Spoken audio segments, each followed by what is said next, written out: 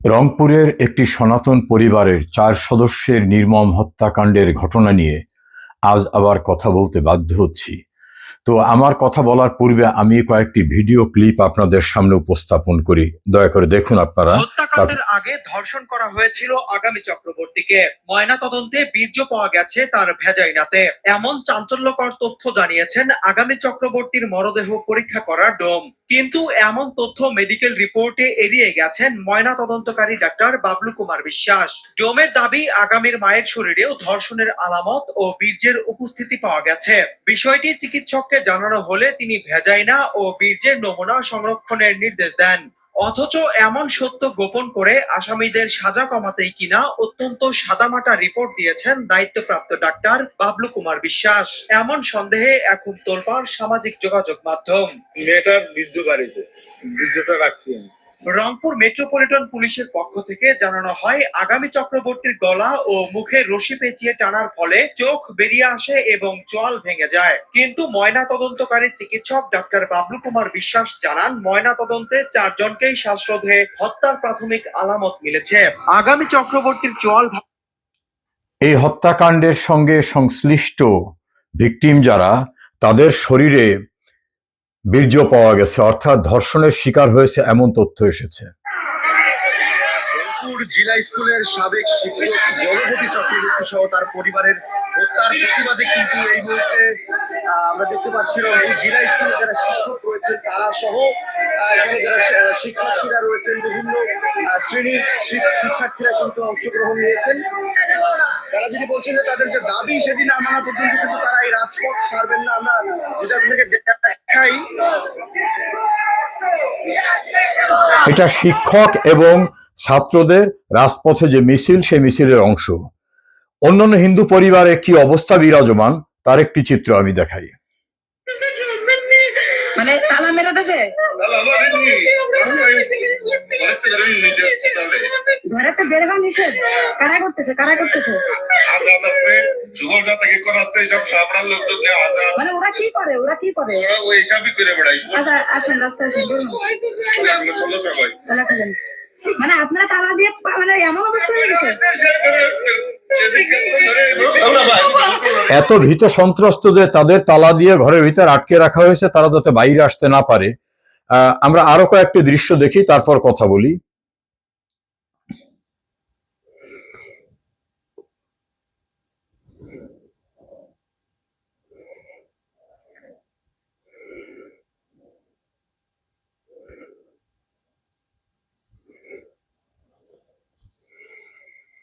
পুলিশের হাতে দেওয়ার সময় ছেলের গায়ে ছিল গেঞ্জি, পরে দেখি শার্ট।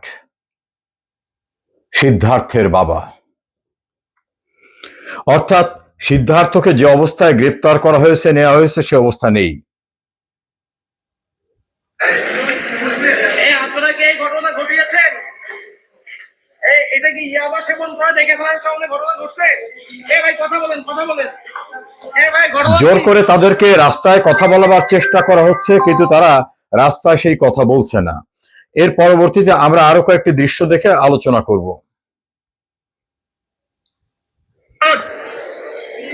এই 2006 সাল থেকে হিন্দুদের পক্ষে কাজ করে আসছি। আজকে দেখেন, এই ধরনের একটা নৃশংস হত্যাকাণ্ড একটি পরিবারকে নিশ্চিহ্ন করে দেওয়া হয়েছে। বাংলাদেশের বিভিন্ন নামধারী ধর্মীয় সংগঠন রয়েছে, হিন্দু ধর্মীয় সংগঠন, কারো পক্ষ থেকে একটি প্রতিবাদ পর্যন্ত আমরা পাইনি। আমরা সকল প্রতিকূলতার মধ্যে বাংলাদেশ জাতীয় হিন্দু মহাজোট এদেশে হিন্দু মহাজোট স্বরাষ্ট্রমন্ত্রীর পদত্যাগ দাবি করছেন। আরো দু একটি ক্লিপ দেখার পরে আমি আমার কথা বলবো।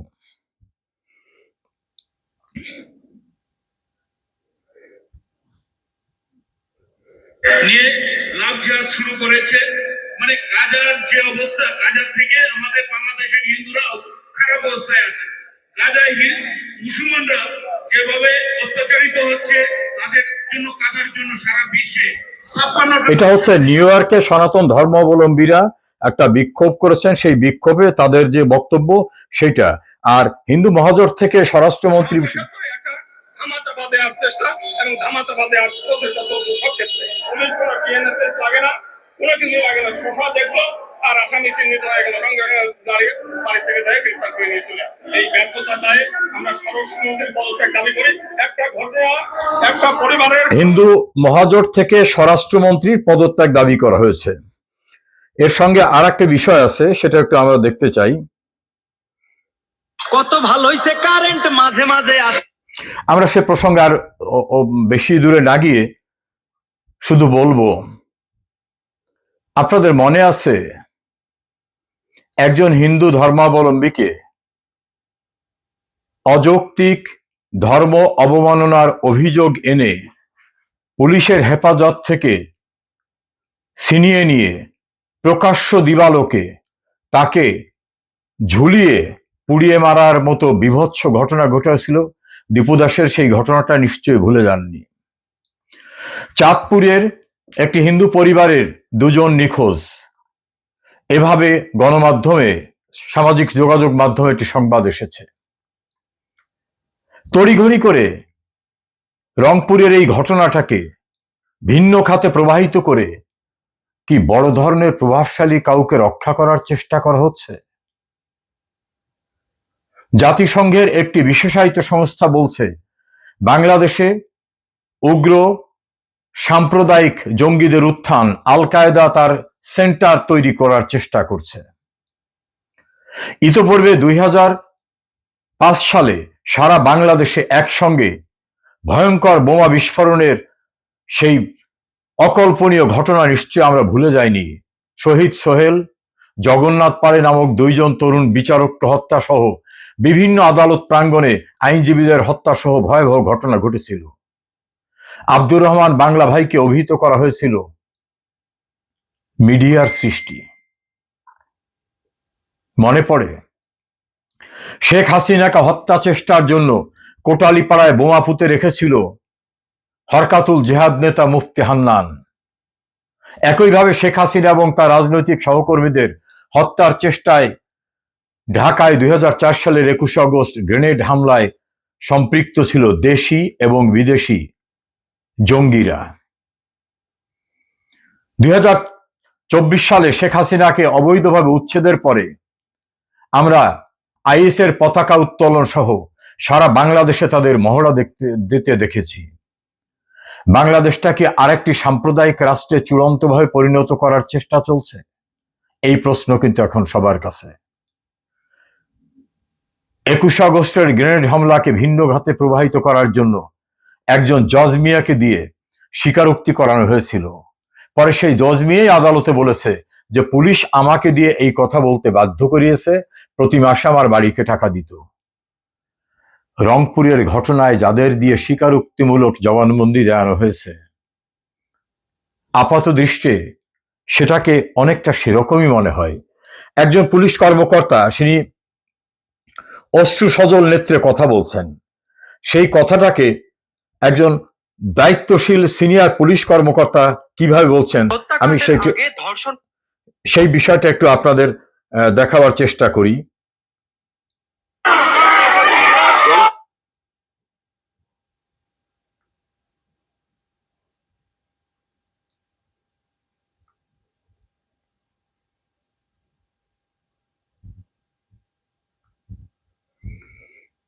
আজকে আমরা গতকাল পুলিশ কমিশনার স্যারের সঙ্গে যে বৈঠকটি হয়েছে, আমাদের স্যারের বক্তব্যে আমাদের কোনো কিছু একটা ঘাটতি মনে হয়েছে। আমাদের জানি না কেন বিশ্বাস করতে কষ্ট হচ্ছে যে আসলে দুজন মিলেই আসলে 4 জনকে হত্যা করেছে। তাই সেই ছেলেগুলোকে আমরা দেখেছি। আমাদের ছোট জ্ঞান। পুলিশের সাবেক অতিরিক্ত মহাপুলিশ পরিদর্শক, স্পেশাল ব্রাঞ্চের প্রধান ছিলেন যিনি, মনিরুল ইসলাম, তিনি একটা ইন্টারভিউ দিয়ে বলছেন যে একজন কর্মকর্তা এই ঘটনার বিবরণ দিতে গিয়ে কাঁদতেছে, এমন দৃশ্য দেখা যায়।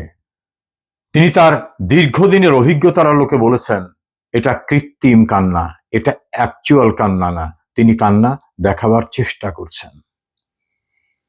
এই দেশটা আমাদের সবার, হিন্দু মুসলিম বৌদ্ধ খ্রিস্টানের। শেখ হাসিনাকে অবৈধভাবে উচ্ছেদের পরে এদেশে আইন বলতে আর কিছু নেই।